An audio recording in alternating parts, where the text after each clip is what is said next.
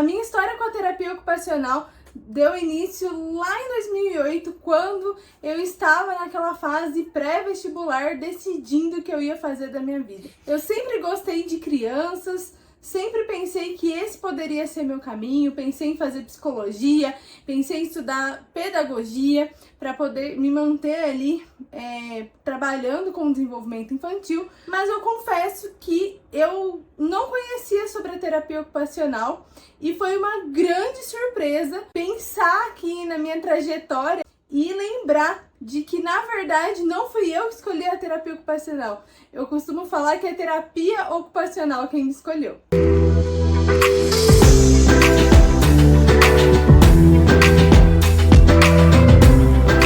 E por que eu falo que é a terapia ocupacional que me escolheu? Porque, na verdade, a terapia ocupacional surgiu na minha vida quando eu tinha uma colega que estudava comigo ali na escola. Na verdade, eu estava no 3º ano do ensino médio e essa colega, ela fazia cursinho na minha sala, porque ela cursava terapia ocupacional, mas na verdade ela queria fazer outra coisa. E foi aí que eu conheci a terapia ocupacional. Um dia ela me chamou para conversar e, conversando sobre essa escolha de profissão, o que a gente ia fazer da vida, ela disse que ela fazia um curso, que ela achava que esse curso era a minha cara, porque como eu sempre gostei de cuidar de pessoas, eu poderia me identificar. Na época, eu era voluntária numa instituição de longa permanência.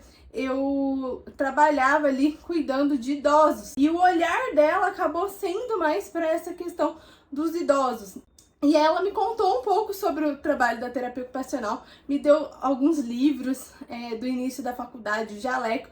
Enfim, ela me presenteou com tudo aquilo, mesmo antes de saber se eu de fato entraria no curso, se eu passaria na faculdade. E foi então ao longo da faculdade que eu fui realmente entendendo o que era terapia ocupacional, o que significavam essas ocupações que tanto se falava. Muitas vezes, antes mesmo de entrar na faculdade, eu ouvi aquele estigma que muitas pessoas têm de que é ocupar o tempo das pessoas.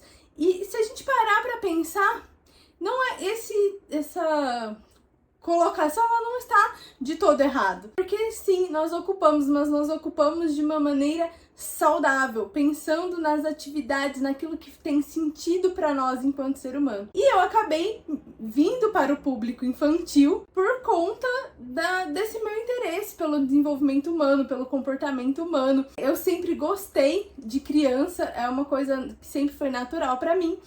E por que hoje, além das crianças, eu trabalho também com maternidade? Porque eu entendi que não é possível trabalhar com criança se os pais não estiverem disponíveis e dispostos a participarem do processo. Porque a criança fica comigo ali algumas horas na semana e isso é pouco considerado ao tempo que ela tem em outros ambientes, como a escola e a casa. Então, a participação dos pais, isso também faz diferença e é extremamente necessário. E o meu olhar sobre isso, por incrível que pareça, não foi só dentro do ambiente clínico, mas quando eu atuei dentro do ambiente hospitalar, eu trabalhava nas UTIs, enfermarias, eu percebia o quanto a presença da mãe e do pai ali naquele contexto de reabilitação fazia diferença da criança. Não só quando a criança tinha um diagnóstico, como autismo, por exemplo, mas ela passava por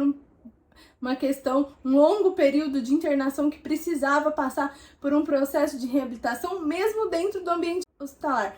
Então, eu percebi a necessidade de dar esse suporte para as mães, a angústia de ver e viver aquele momento, os bebês que nasciam prematuros, a importância de ir trabalhando com as mães essa ressignificação do papel materno, porque muitas vezes a incubadora que fazia ali o papel de dar colo, de cuidar do bebê, enquanto as mães muitas vezes não podiam tocar nos seus filhos, que é o sonho de toda mãe que tem ali o seu bebê, pegar ele no colo, e algumas mães não podiam ter isso por conta de todo o processo ali de adoecimento. Então, esse cuidado ele foi sendo construído ao longo do tempo. E através de muito estudo, muita informação, busca na literatura, eu fui entendendo e percebendo como era importante dar esse suporte para a mãe e o quanto esse apoio referente à maternidade fazia diferença e tinha um impacto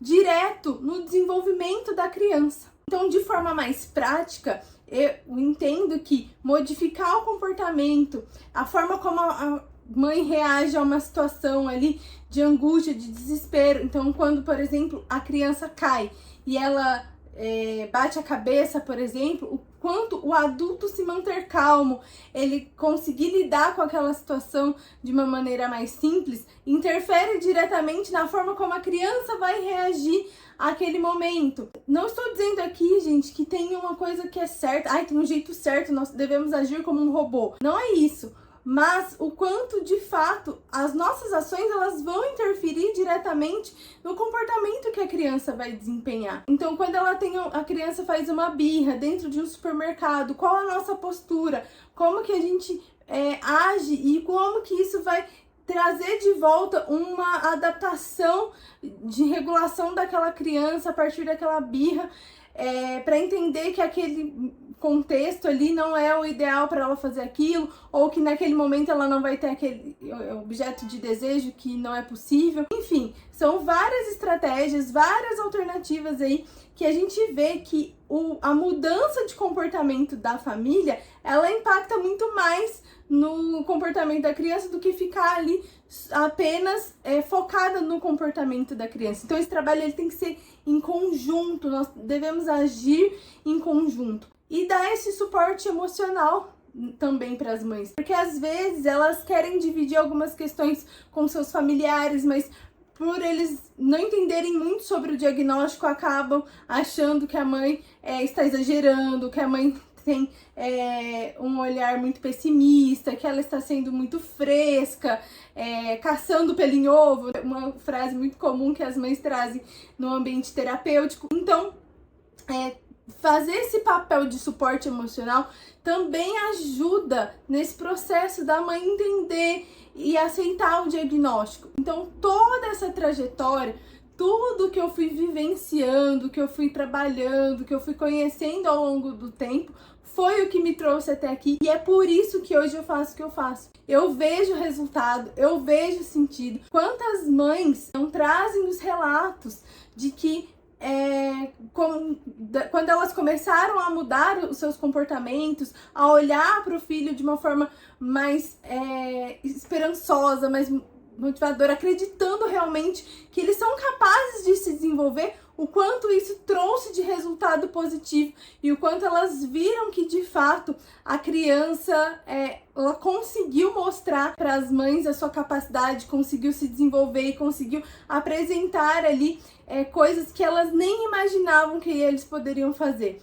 Então isso é muito legal, isso é muito gratificante e é por isso que eu amo tanto a terapia ocupacional, é por isso que eu amo tanto trabalhar com o que eu trabalho hoje e por isso que eu quis contar um pouco aqui da minha trajetória, do meu porquê de estar aqui. E eu espero que eu consiga ajudar você que está aí do outro lado, mesmo que não seja de uma forma direta ali no atendimento, mas através dos vídeos, através de informações, para que vocês também possam ter esses resultados e esses momentos de tanta gratidão, tanto amor assim com o filho de vocês. Então, se você gostou de conhecer um pouco mais sobre a terapia ocupacional, o meu trabalho aqui com as mães, com as crianças, não esqueçam de compartilhar esse vídeo para que ele chegue em mais pessoas e que esse canal possa crescer, transformando as vidas, espalhando aí o conhecimento a respeito do autismo, da maternidade e desse trabalho tão importante que a gente vem desenvolvendo aqui. Não esqueça de